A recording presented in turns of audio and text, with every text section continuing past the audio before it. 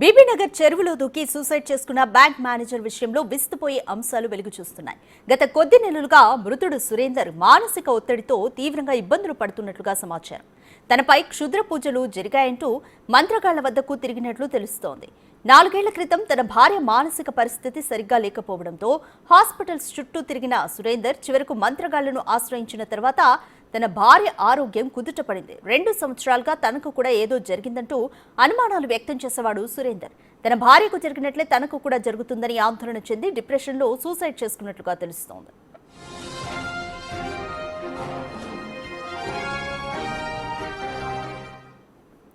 More details మా ప్రతినిధి వేణు అందిస్తారు.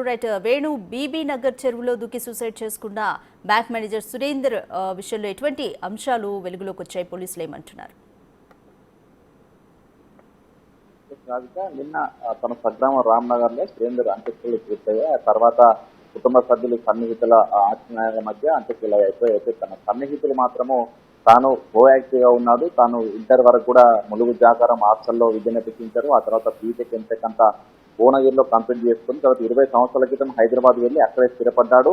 7 ఏళ్ల క్రితం పెళ్లి చేసుకున్నాడు. పెళ్లి చేసుకున్న తర్వాత తన భార్య కొంత మానసిక అనారోగ్యానికి గురైంది. అయితే ఆ సమయం లోపల కూడా తాను ఎంతో యాక్టివ్ ఉన్నటువంటి సురేందర్ దాదాపు 3 సంవత్సరాల పాటు అనేక ఆసుపత్రులు తిరిగాడు. చివరకు కొంతమంది మంత్రాల వైద్యుల వద్దకు వెళ్ళడము, ఆ తర్వాత అక్కడ వెళ్ళిన తర్వాతే తన భార్యకు నయమైంది. ఇదంతా తన కుటుంబంపై ఎవరో మంత్రాలు చేశారంటూ కూడా అప్పటి నుంచి కొంత నమ్మకం మొదలుపెట్టారు. సో అంటే మూఢనమ్మకాల వైపు గత 4 ఏళ్ల క్రితమే నమ్మడం మొదలుపెట్టినటువంటి సురేందర్ గత 2-3 సంవత్సరాలుగా ఇద్దరు అన్యోన్యంగానే గడిపారు. ఆ తర్వాత 4.5 ఏళ్ల బాబు ఉన్నారు. కానీ గత సంవత్సర కాలం నుంచి కూడా తనకు మానసికంగా ఏదో జరుగుతుంది, తనపై ఎవరో ఏదో చేశారంటూ తరచూ తన సన్నిహితులతో ఫోన్లో మాట్లాడేవారికి తెలుస్తుంది. కుటుంబ సభ్యులతో కూడా తాను చనిపోతేనే కొన్ని సమస్యలు తీరుతాయంటూ కూడా మాట్లాడిన సందర్భం లోపల కుటుంబ సభ్యులంతా కూడా తనకు నచ్చజెప్పారు. అయితే ఇదంతా తాను కొంత ఒత్తిడికి గురై చెప్తున్నాడని భావించారు. కానీ తాను మానసికంగా పూర్తిగా లోపల మునిగిపోతూ సావే పరిష్కారం, మరో మార్గం లేదంటూ కూడా డిసైడ్ అయ్యేటువంటి పరిస్థితి వరకు వెళ్ళిందనేది